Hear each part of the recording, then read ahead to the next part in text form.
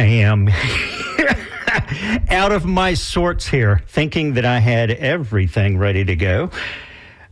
This is Talking Animals on WMNF, listener-supported community radio, WMNF Tampa, WMNF.org.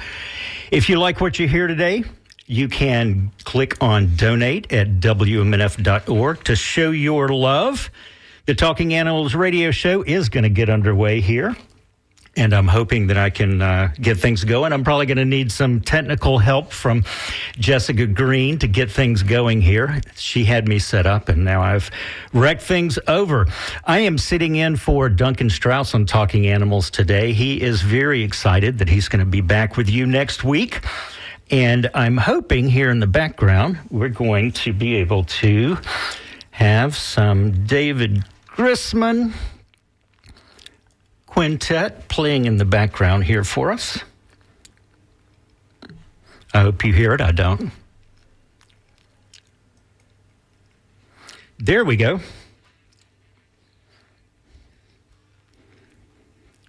Well, no. All right. We are definitely not starting off the way that today that I expected that we would, but I'm hoping that you're able to hear one of my guests, Karen, possibly.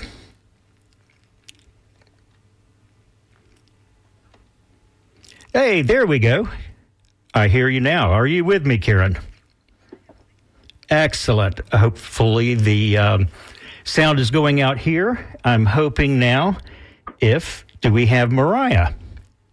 Good morning. Good morning. Well, this is an example of one of the staff here, Miss Julie, who does very much around here. A favorite phrase she used to have was, "I thought I made a mistake, but I was wrong." And I think that's kind of what I just did right there. So I am not going to worry about trying to bring David Grisman and Dog Nation into the background right here, because we're not going to go down that path again. But there is a connection to David Grisman Quintet and the album Dog Nation, DAWG Nation. And we're going to be talking about that later in the show. There's a connection between that and one of our guests today, Mariah Shesky. And our other guest on here is Karen Pleschia, two of the people who I have had the pleasure of getting to know through the ASPCA. And each of them in their own realm have done some amazing things in some animal world. So I'm going to let Karen start off, since she is this is her first time on WMNF. I'm going to have Karen introduce herself and talk about her background and why she's here with us today. Karen? Oh, thanks, Glenn. And it's a pleasure to be here with you and Mariah. I love having the chance to talk animals with you. I am a certified cat and dog behavior consultant. I work primarily right now with pet guardians, both virtually and in the Boston area, helping people understand their pet's behavior and employ compassionate, humane solutions so that they can live amazing lives together. My background is kind of diverse in that I've worked in shelters and veterinary settings and pet care and all kinds of different places. And as Glenn mentioned, we met through working together with the ASPCA. Excellent. And there may be some people who are listening today that I have put in touch with Karen, because one of the way that I first became aware of Karen was through her cat knowledge. So we'll be talking about cats today as well, with some of the expectations on that. But Mariah, back for, I think since I've had more free time, I think this is the third time I've sat in for Duncan, and I've leaned on Mariah to be there with me every time I've done. So welcome again. And reintroduce yourself again, because I'm sure most people are just hearing you for the first time. Thanks, Glenn, and thanks for having me back. I am based in Missoula, Montana, and I am a certified dog behavior consultant and certified professional dog trainer. And I focus on helping guardians of dogs exhibiting signs of fear and aggression, or aggression, not always both. And then because I'm out west, I end up handling and working with a lot of herding breeds out here, which is a lot of fun. And again, just enjoyed meeting you and Karen and continuing our animal relationships, animal-linked relationships. And that sounds odd, but that's actually the right way to describe it. Yeah. And then, of course, anytime we can talk about dogs and music, let's do it. There we go. Exactly. So, and once again, there is going to be, well, actually, that's really a good segue to talking about the album cover later.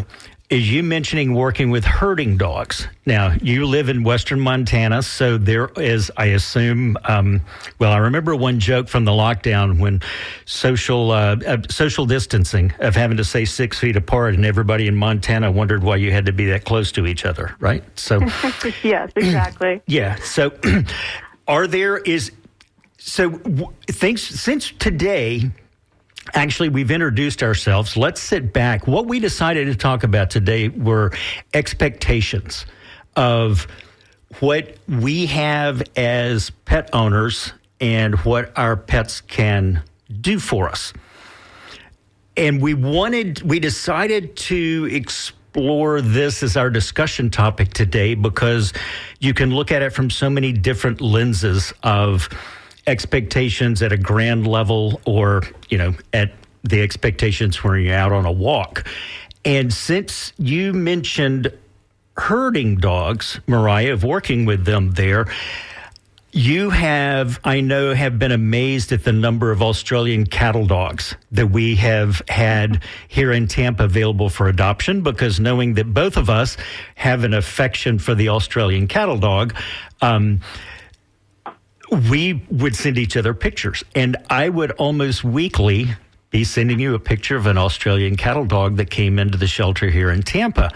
And a lot of the issues was that it just couldn't adjust to living in a home environment. So let's open that up as a segue for our first discussion.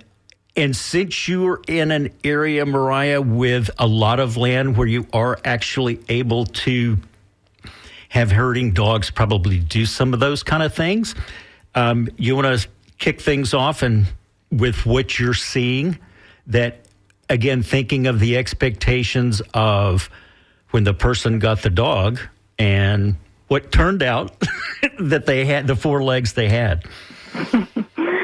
Sure. I think the first thing to talk about is my own experience. My first cattle dog, Mowgli, that I adopted, I thought he was real cute in the shelter.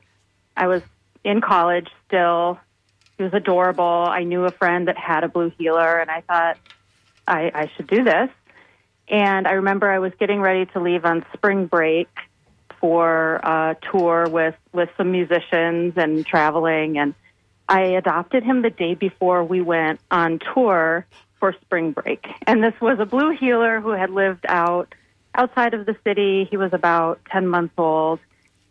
And I just started traveling with him. And my expectation at the time was that he was going to be very similar to the other dogs that I had known, my friends' dogs, primarily the chocolate lab that I was good friends with.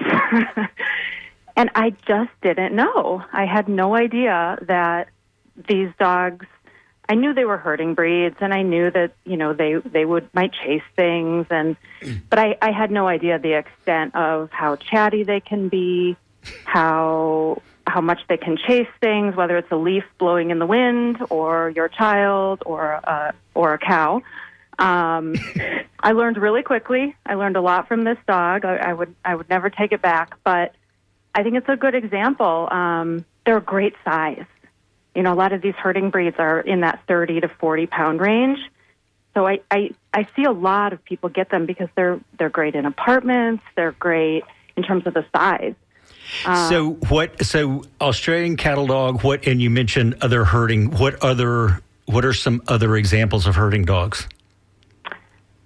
Yeah, we see a lot of border collies out here. We see a lot of Australian shepherds, kelpies.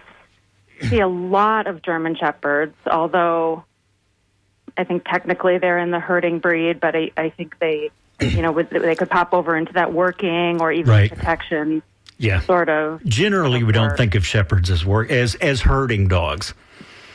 Yeah. So we see quite a few, and I know they do pop up everywhere. I think they're very popular. They're very smart, very intelligent. They can do amazing things, and they can be tricky sometimes in a home or in a family. We recently anyway, I'm not going to go down that path there. Recently, we had a dog who turned out, when we did the DNA test, was Australian Shepherd cattle dog mix, Australian cattle dog mix. And if you looked at him, because of the other mixes within, he really looked like a corgi, which is also does some herding. So all of a sudden, thinking that I just had this nice little cute 20-pound dog, turned out that I had a mix of multiple herding breeds. And he would organize things in the house sometimes. He wasn't over the top with it because there was enough mix. There was enough mix of the other breeds in there. But what I realized quickly was even though he looked like a small version of the larger dog that we had, which is one of the motivations for having a mini-me, I had expectations that they were going to be similar. And it turned out, all of a sudden, I had a couch potato and a brand new bicycle who was about 2 years old there. So it's the same thing that it took me a while to finally realize. And he was the dog that made me really see the value of positive reinforcement. Because during that time I was an early trainer at this point, and my mindset was you molded what you had in front of you to what you wanted rather than looking at what you've got in front of you and work with that. So in other words, I was in that mindset, oh, you want your dog to do this? This is how we'll get your dog to do this. And then I realized that, no, the dog's not learning. You're forcing the dog to do something. They're not learning to do it. And that's when positive reinforcement really kicked in for me with this cattle dog, because I started seeing the value of how much happier he was and more behaved he was when, in his mind, he started having things to do. And basically, sometimes it wasn't any more than tossing the ball or something that at least made him think he had a job to do. So I'm going... Glenn, I think that you and Mariah just, like in anecdotal ways, made really good points about general themes that we had discussed, which are creating realistic expectations based on the fact that you're looking at living with a different species, number one. It's not a little human, that it's a dog and it has specific needs, and that what that dog's genetic history and evolution are important, but also that it's an individual. It's a separate individual species, and that's something that sometimes is really hard for particularly new dog guardians to wrap their head around, is that when they bring this little four-legged creature into their house, it's not a little human, and that it doesn't come pre-programmed knowing exactly what you want it to do or to be. And so learning and not only learning how to help the dog, but learning who the dog is really important. That is so key right there, learning who the dog is. That is one of the things that I used to love to do when I would be working with a new dog for the first time, or even, actually I did this recently with someone who has a new dog. And on that first time we got together, it literally was the game of playing, let's find out what he knows. And what we're learning is that he has a small animal prey drive. So he is, and he's a hound dog. He's got a lot of interesting things going on there. But that, you're absolutely right, Karen, is that dogs come, just like in the conversation, just like we've talked about so far. I came in with Scout with certain expectations. And I was able to adjust to it, but so often, I was able to adjust to it because at this point I had been working with animals for a couple of years. And, he was the one that changed my mindset or made me really see the value of positive reinforcement, and that very simple little things for a dog in their mind can be, thank you, you gave me something to do. And I think that's a lot from the expectations as well from dog owners, that we want to get a dog. We imagine how great it would be to have this dog sit on the couch with us at night. But then it turns out the dog's more interested in maybe eating the couch or doing some things. So all of a sudden, you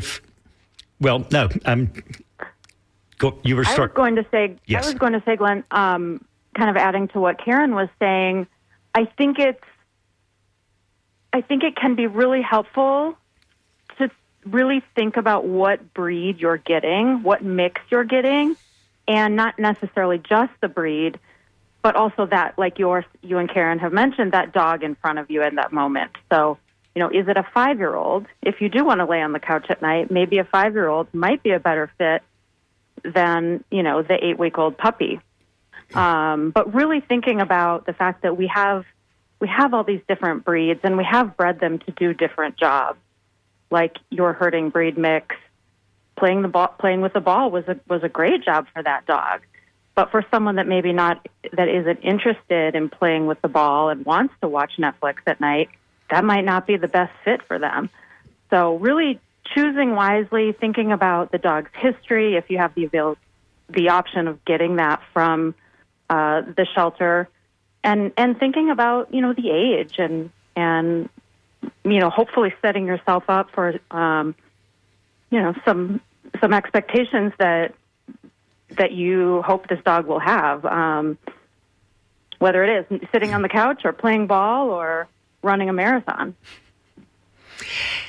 And actually, one of the things that I popped in my mind as you were talking, generally when you hear a high-energy dog came back to the shelter, we had a dog that came back to the shelter one time because they wanted a more active dog, and all the dog wanted to do was lie around.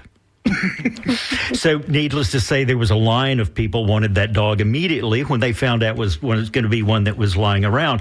But again, it comes back to that expectations of, having that idea. And I think I got to say, though, that's part of the challenge there. And I think we probably have, I've been guilty of it once or twice in my life, of seeing that animal in front of me and having that weak moment and saying, I'll deal with whatever I'm going to deal with.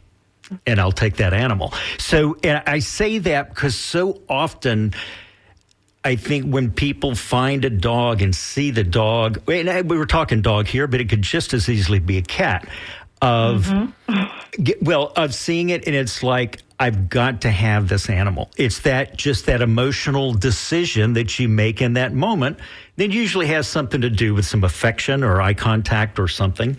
Or someone thinks that this dog is scared, they'll be happier at my home. So I think that's one of the challenges that's so hard for all of us, whether we work with the animals and we know what we're getting into, or it's somebody getting an animal for that first time. There's such an emotional aspect to that decision that we kind of throw out some of the rational thoughts.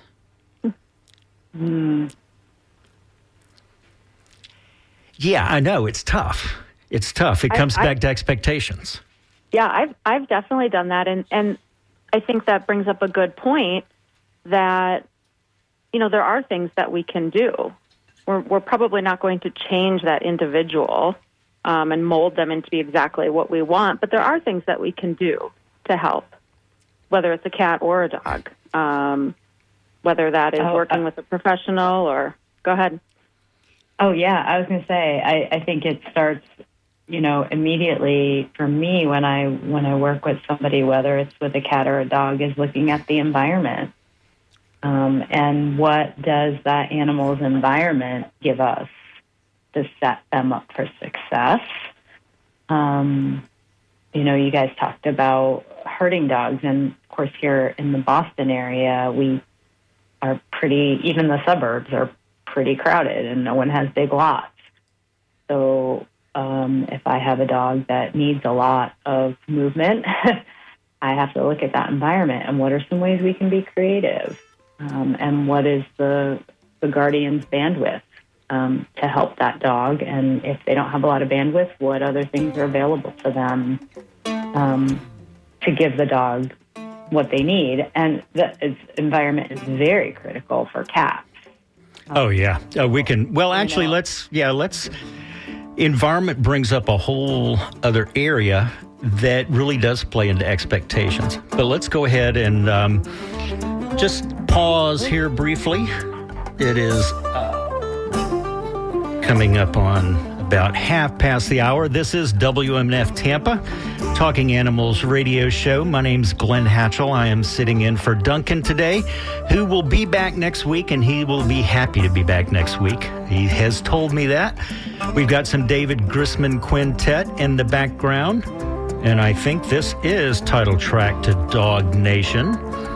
So I mentioned earlier in the show that there's a tie between this album and Mariah, who is with us today, one of our guests. Karen and Mariah joining me here today on Talking Animals. So on the album cover of Dog Nation, we're going to let Mariah tell the story and how it all came about. Thanks, Glenn. It's one of my dog's claim to fame. The album was coming out in 2002, I believe, and I had always followed David Grissman, and there was an email that said, put your dog on the next dog album, and I sent a picture of Mowgli, the cattle dog that I mentioned earlier, sent the picture in, and a few months later, I saw the album cover, and he was on it with many other dogs. There are many. Well, it's Dog Nation. We've got a whole nation on there. So if you want to give a quick description, as you did the other day, of where he is, for those who may be listening later on the archives and want to go back and find how cute Mowgli is and why you decided, oh my gosh, he's so cute, I have to have this dog. Sure. It's a great example of why I did choose him, because he is so handsome. But you'll see the Springer wearing a hat, and I believe that was David Grissman's dog. There's a golden Irish setter-looking dog right behind him, and then right behind him is my little blue heeler Mowgli with his little triangle head. So again, it's the blending of music and dogs. I love that. That's right. It's absolutely. And that happens here on WMNF as well. Talking Animals. This show has been on WMNF, I believe, for more than 20 years, and very well supported, and should be, because Duncan does an outstanding job with this show week after week, and I'm just tickled to death to be able to sit in for him and also be in here with two of my favorite people, Karen Pleschia and Mariah Shesky, and we are talking today about expectations and the expectations that we have as pet owners and for the pets that we bring in. So we've been talking, I'll say, at kind of a grand level and such about expectations, but let's take it all the way down to a level of expectations on a walk. We've all worked with dog owners who need help with their dog's skills on walking and walking better and getting attention. But that can be all over the place, or let me rephrase that. Some people have a different expectation for their dog on a walk versus what other people do. So let's talk about expectations on a walk. What should a dog experience on a walk? Either one of y'all can start off with that. What do you think? Personally, I mean, for me, and this is Karen. And that is a cat in the background and not a child. Yes. Oh my gosh, I can't believe you can hear her.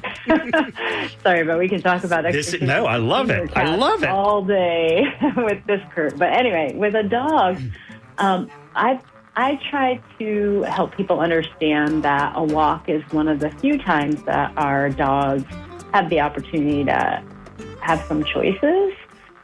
So much of their lives are dictated by our schedules and our homes and our expectations of them. And so I like to encourage people have the expectation that the dog will be able to explore and sniff and gather information about their world, and that the walk is as much for them, maybe even more so for them than it is for the person. If you're on a mission, then it might not be the best time to bring your dog with you. So I'm going to jump in because this is a question that I've wondered about a little bit. And since I have the two of y'all to discuss it, I'm going to bring it up. So often I see people who are walking their dogs. The dog finds something in the grass that it starts sniffing. But if the dog sniffs for, it seems like some period of time, it's like all of a sudden the human wants to pull them away from that and get them walking again, as if there's something in that smell that is going to happen to them. Are you familiar with what I'm talking about? Do you see that where you live? Yeah. So when should an owner tell the dog, okay, that's enough? Some what do you think? I have opinions, but Mariah, do you want to jump in? Sure. I would say, the dogs, so much of the dog's world is processed through their nose. And I would say if they're on a scent and something is interesting and they feel the need to keep sniffing and keep checking that out, that I would let them sniff as long as they need to. And oftentimes if you do wait that out, assuming you have the time and the availability to safely wait for them to finish sniffing, a lot of times then they'll pop their head up and say, okay, I've got it. I'm done now. Let's keep going. Exactly. And I find that oftentimes then they've had a need that's been met, and then they're pretty comfortable trotting along with you and, maybe going to investigate the next smell. So, I think allowing them the time to do that is ideal. I agree 100%, but I would add, again, we're here in an urban environment in Boston, and people get very nervous about their dogs sniffing for too long because there are many dangerous things when dogs put their nose to the ground in the city environment. And so I encourage people to be alert and aware, and if it is, and to teach their dogs some sort of a cue to let's keep going, or, leave it if you want to go with that. But something where if it's unsafe, you have the ability to let the dog know that that's not the appropriate thing to keep sniffing. And, some of those things in our environment are things like potentially dead rats that could be poisoned, chicken bones, unfortunately needles, things like that we don't want our dogs to spend any time on. So I think I agree with Mariah. When I have dogs out on trails or when owners have dogs in their neighborhoods that are safe, let them sniff for as long as they want. They're taking in as much information as we take in with our eyes. And so, but if you need to keep them safe, have a way to do that. Agree 100%. And you raised a really good point that I haven't thought about because, well, just again, the environment's different, is that there are times you don't want to let your animal go off and explore something. Immediately, I think of puddles of water that are in the road, for example, because that's going to be full of chemicals, and as just one simple example. But so let's talk about cats. Karen, you are the, I think, we'll kind of transition a little bit to cats. You are the cat expert, I believe, among the three of us for sure. So what would you say are some of the, some general misexpectations that people have regarding cats when they adopt a cat? Oh, wow. How much time do we have? No. So I think for one thing, people underestimate the importance of space, and I apologize for my little old lady. Oh, I love it. No. Crying in the background there. This is an animal show. To say. And she's very vocal these days. And that's, again, there's an expectation. I know she's old and she's vocal right now, and I'm okay with that. That's just who she is. But I think when people first bring a cat into the house, my experience is that a lot of people tend to get cats because they feel like they're lower maintenance pets. And they underestimate the importance of setting up the environment for the cat's success. They underestimate the importance of enrichment. Regular play, opportunities to climb and, do things like that for a cat. And scent is also really important for cats. When you're integrating cats, I think that comes into play. A lot of people expect that, well, it's a cat. It's going to like any other cat, and they throw two cats together. And we have to remember that cats know each other, and they know who belongs in their territory by scent. So we have to spend some time creating that familiarity through scent before we throw them together. So I think there are a lot of, scratching is a big one. I think that people think cats should know that they don't scratch the rug or the furniture. How come they don't know that? They don't know your furniture is, costs a lot of money and you want it not to be scratched. To them, scratching is a way to mark their territory, to deposit their pheromones on something and to show that they belong there. The cat that I had before never scratched the furniture.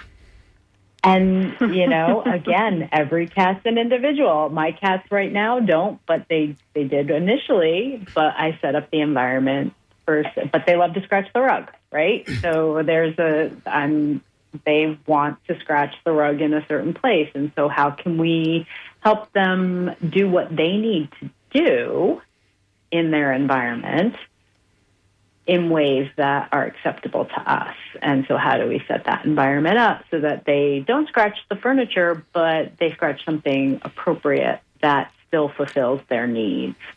So I think there's a lot of things like that again, people just think, well, they're cats. They know. They're made to be our pets. And they're a different species, and they have different needs than we do. So I could go on for a while, but I don't want to monopolize the conversation with all kitty talk. Oh, no. That was spot on, perfect. And part of what you said that was so perfect is we could have inserted any species of animal in what you said there. And that's really what I think is amazing about it. Mariah is the one who did the training with the three-banded armadillo. But it is amazing, that process, regardless of the species. And even if you think of that species being Homo sapiens, of just thinking of, and this keyed in that I hadn't even thought about until you were talking about the aging and the expectations for that expectation is going to be so influenced by the age of the animal. And, your expectations are going to need to shift, right, as your animal ages. So the expectations you have for a puppy are going to be different than the expectations you would have of an adolescent, would be different than a senior. I mean, my cats right now are all geriatric. And that has meant that I've had to adjust my expectations. I have to change where I feed them. I have to change their access to places that they like to get to. I've had, add stairs to little pet stairs for them to get to certain places. They like warmer beds now. So we have towels. We have an old house, so we have radiators. And that little old lady you heard crying, she loves to sleep on the radiators. I had to add pet beds on the radiators so she wouldn't burn herself. The lower lipped litter boxes, those things all shift as they age. So while we're talking about expectations and looking at the individual, age is a piece of that individuality. I find that we are such creatures of habit, us humans. Yeah. And that shift in expectations and understanding what our animals need, especially as they age, is really tough. We're so used to, we do our hike every day with our 2-year-old dog, or we have our training session every morning. And, my dog I have right now is 5, and she wants to sleep in now. And my productive time is in the morning, so I want to get up and do training and do the things. And she says, no, I would like to sleep now. So I've had to, that's a minor change, but moving when you see your dog's age or your cat's age, that's tough for a lot of us. And it really does take a lot of planning, like you're saying, adjusting the environment and their activities and what they need and what they enjoy. It's tough. Yeah.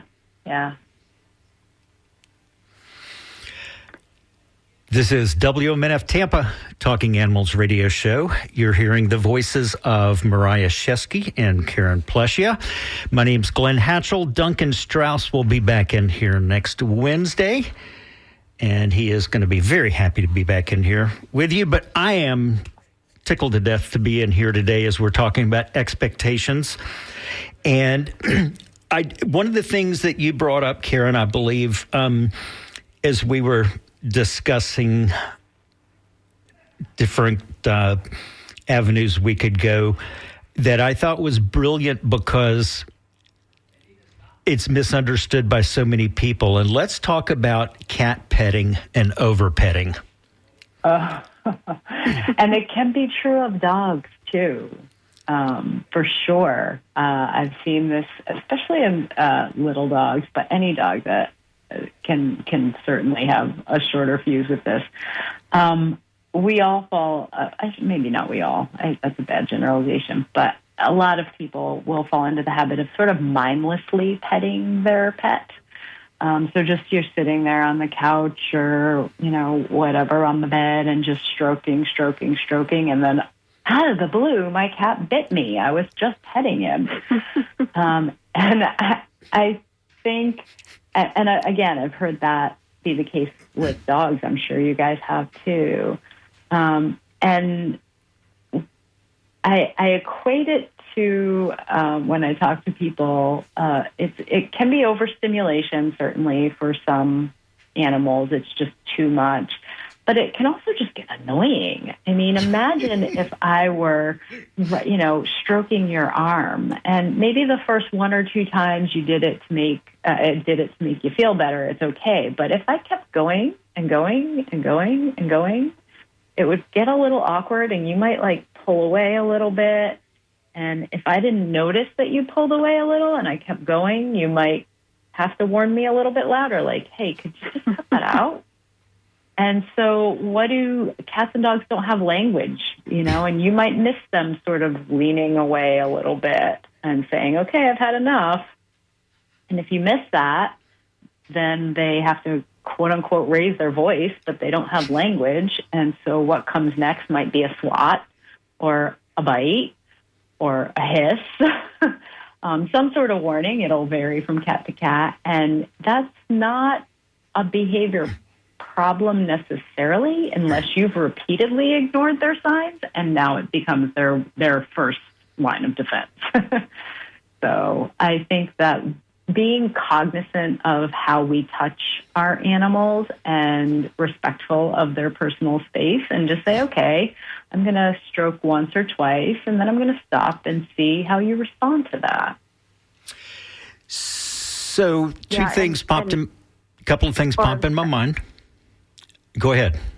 Oh, I was just going to say, I agreed, Karen. We see that with so many dogs that I work with as well, and I think it is hard sometimes, when you have this soft dog and you want to touch them, and that's why you've got a dog, so you can pet them and watch a movie or go, relax at the end of the day. And it's hard to understand that sometimes our pets might want to be near us. Maybe they hop up on the couch and they sit next to us, but they may not want us to pet them the entire time they're sitting there. Exactly. So it's tough. I love that. Pet them for a couple of seconds and then see what they do. Do they leave?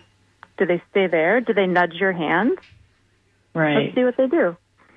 Yeah, same with cats. Like, I definitely have had cats that'll, put their head back under my hand and be like, nope, keep going.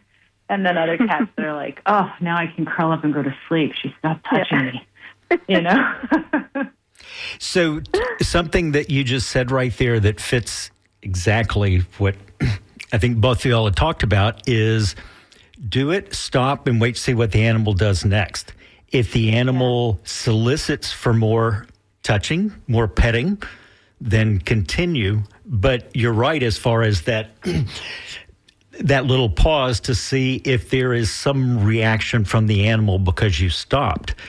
So often, and this happens with me and my cats because they are so soft, I get such pleasure and such reinforcement from just feeling the fur and doing that I'm completely oblivious to whatever they may be thinking about at that moment.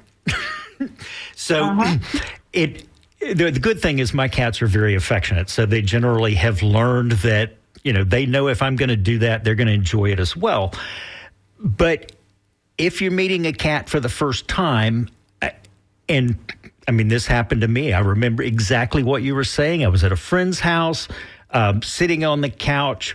Gorgeous tuxedo cat comes up, rubbing all over me, and the next thing I know, bites my finger. But thinking back now, all of the signs were there. The tail was swashing. All of those signs that said, don't touch me, were there from the cat. The one thing the cat didn't do was jump off the couch and get away from me, which I think is one of the differences between a dog and a cat, that a cat's going to say, if you don't stop doing that, I'm going to bite you, and a dog's going to say, I'm going to get away from you. Generally? That's a bit of a generalization. You think that's too much of one? Yeah, I do think that there are cats who will just move away, and I think that there are dogs that will choose to bite you. I think it's very much an individual thing. But I think the other thing is that there are times, I said that it's not a behavior problem if they turn around and bite you when you're petting them, and that was probably a generalization on my part. But there are times when animals are conflicted about what they want, right? Just like sometimes we are too. And so I've definitely had cats where they're rubbing against my legs, and next thing I know, they're up my leg biting me, and I haven't reached to touch them at all. And that's a situation where they might actually have a neurological or a behavioral issue with overstimulating themselves. And so that is a time when you would seek veterinary and or professional behavior help if there truly is not an identifiable trigger. Very much so. Are y'all hearing that in the background? Yeah. I didn't know if that was just me. What'd you walk by, Mariah? So Mariah is actually looking outside at snow dumping in western Montana as we're doing this show. This is WMNF Tampa, Talking Animals. We're talking about expectations today, and not only, well, really the expectations that we have on animals. And we've been talking about petting and recognizing when an animal's had enough. And I think one of the consistencies through this is giving the animal a choice. And we're making that decision there, giving the animal a choice by stopping the petting. Right. How often do you think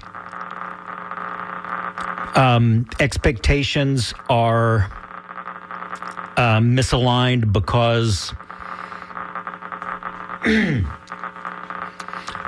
Sorry, that's driving me nuts there in the background. I can't figure out what that is. It's driving me crazy, isn't it? Yeah.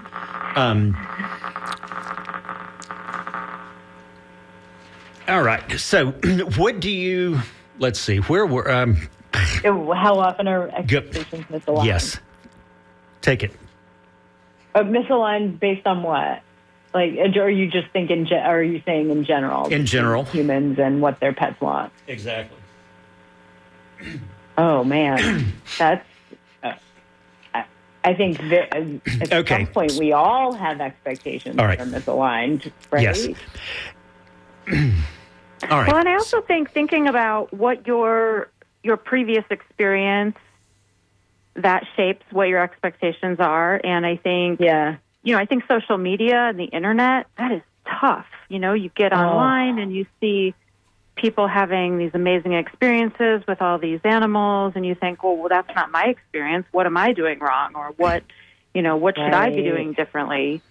And, that's tough. That's, I would do your best to not compare yourself to people showing all that they can do with their dogs and cats online, because as we all know, that's not a full picture and not true reality.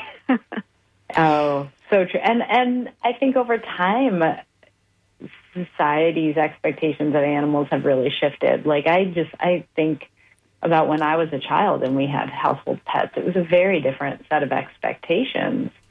So I agree with you, Mariah. We have to think about how our expectations were formed and are they realistic.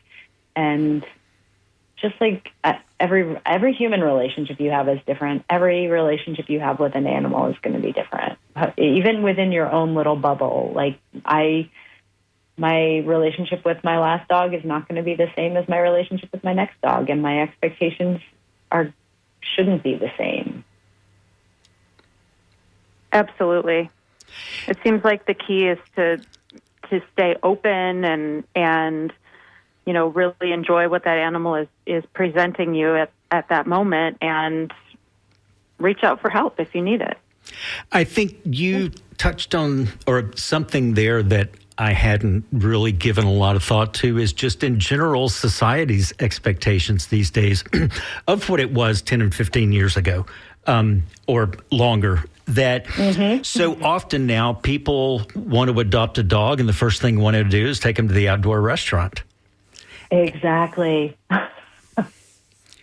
That expectation drives me a little. That's very much for the person and not for the dog, right?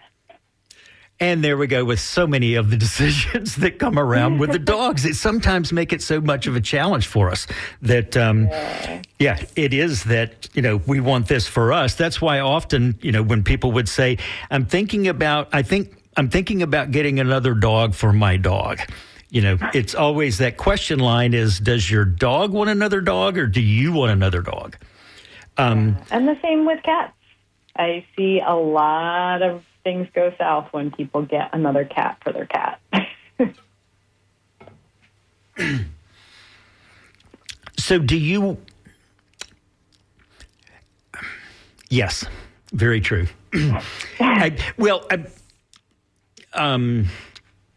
So societal expectations. We've got about 4 minutes left here on Talking Animals. And so let's wrap it up talking about societal expectations. And if you have an animal, and since I would say that a lot of our listeners live somewhere between the density of Boston and the density of Western Montana. But just thinking in general, I think the expectations of what people expect for their dogs, we'll talk about this dogs for right now, of having them and when they're out on a walk and in public, what kind of things do you see in the Boston area, Karen? Mm-hmm. When people are just out just on a that walk general expectations that if someone has a dog and out walking, what do you feel is the general expectation that people would, I think people, one, they expect their dog knows how to walk on a leash at their side, particularly in the more densely populated areas. They want a dog who's not going to bark and lunge at other dogs or at people. Those are kind of the two big ones that I get a lot of clients looking for help with. They on the city streets, it's hard. You're in a tight space, and you have to walk your dog if you live in an apartment. And the expectation that a lot of people have of whatever dog they get, no matter how big or small or age or breed, is that it's going to be able to do that and do it nicely.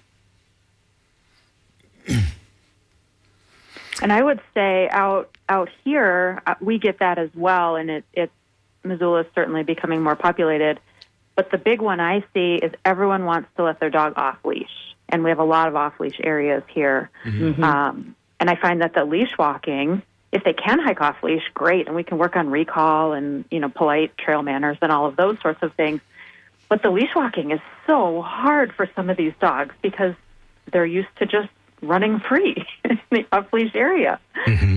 So interesting thinking about environment and how some of those expectations change based on environment and where we live.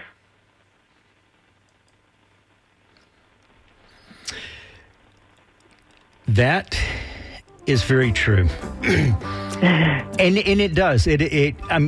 So many things we talked about today, it'd be hard to... it'd be easy to summarize it, but so many levels when it comes to expectations.